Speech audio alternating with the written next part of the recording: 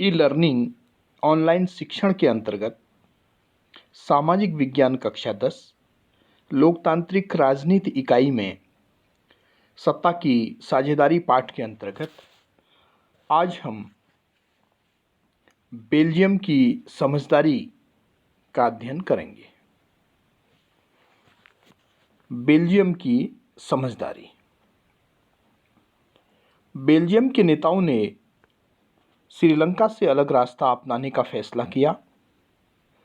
उन्होंने क्षेत्रीय अंतरों और सांस्कृतिक विविधताओं को स्वीकार किया। 1970 एवं 1993 के बीच उन्होंने अपने संविधान में 4 संशोधन सिर्फ इस बात के लिए किए कि देश में रहने वाले किसी भी व्यक्ति को बेगानेपन का एहसास न हो और सभी मिलजुल कर रह सकें। बेल्जियम के मॉडल की कुछ मुख्य बातें इस प्रकार हैं। संविधान में इस बात का स्पष्ट प्रावधान है कि केंद्रीय सरकार में डच और फ्रेंच भाषी मंत्रियों की संख्या समान होगी। कुछ विशेष कानून तभी बन सकते हैं जब दोनों भाषाई समूह के सांसदों का बहुमत उसके पक्ष में हो।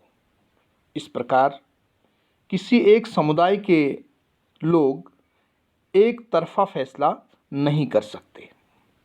केंद्र सरकार की अनेक शक्तियां देश के 2 इलाकों की क्षेत्रीय सरकारों को सुपुर्द कर दी गई, अर्थात राज्य सरकारें केंद्रीय सरकार के अधीन नहीं हैं। ब्रुसेल्स में अलग सरकार है और इसमें दोनों समुदाय का समान प्रतिनिधित्व है। फ्रेंच भाषी लोगों ने ब्रुसेल्स में समान प्रतिनिधित्व के इस प्रस्ताव को स्वीकार किया क्योंकि डच भाषी लोगों ने केंद्रीय सरकार में बराबरी का प्रतिनिधित्व स्वीकार किया था। केंद्रीय एवं राज्य सरकारों के अलावा वहाँ एक तीसरे स्तर की सरकार भी काम करती है, यानी सामुदायिक सरकार। इस सरकार का चुनाव एक ही भाषा बोलने वाले लोग करते हैं। डच, फ्रेंच और जर्मन बोलने वाले समुदाय के लोग चाहे वे जहाँ भी रहते हों इस सामुदायिक सरकार को चुनते हैं। इस प्रकार इस सरकार को संस्कृति, शिक्षा और भाषा जैसे मामलों पर फैसला लेने का अधिकार है। प्यारे बच्चों, आपको बेल्जियम का मॉडल कुछ जटिल लग सकता है। निश्चित रूप से यह जटिल है, खुद बेल्जियम के निवासियों के लिए भी, पर यह व्यवस्था बेहद सफल रही है। इससे देश में गृह युद्ध की आशंकाओं पर विराम लग गया। जब अनेक यूरोपीय देशों के साथ मिलकर यूरोपीय संघ बनाने का फैसला किया गया तो ब्रुसेल्स को उसका मुख्यालय चुना गया। यह इस बात का प्रमाण है कि वास्तव में बेल्जियम का मॉडल सराहनीय था।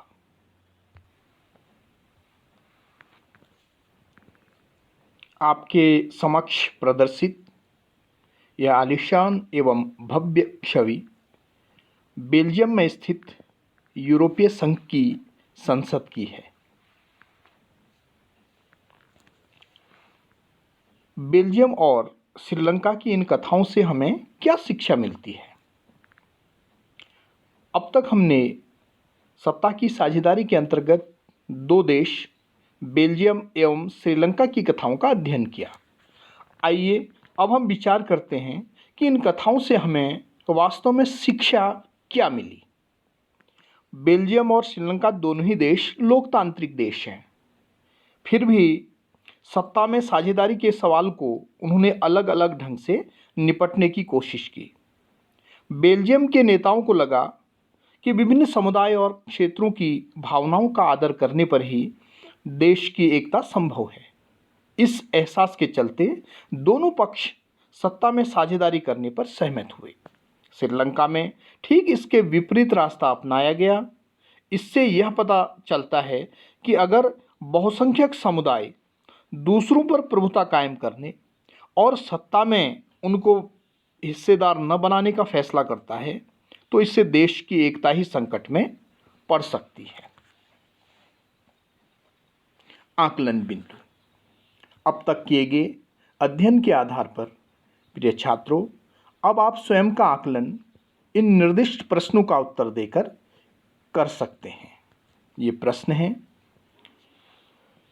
सन 1970 और 1993 के बीच बेल्जियम के संविधान में 4 संशोधन क्यों किए गए?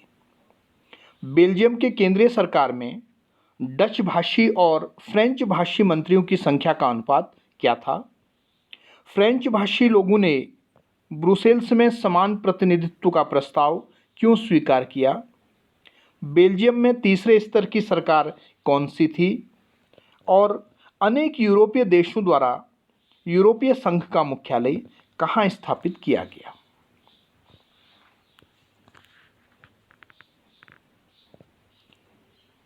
इस वीडियो को प्रारंभ से अंत तक ध्यानपूर्वक देखने तथा पाठ्यवस्तु को तार्किक रूप से समझने के लिए आप सबका अनेक धन्यवाद।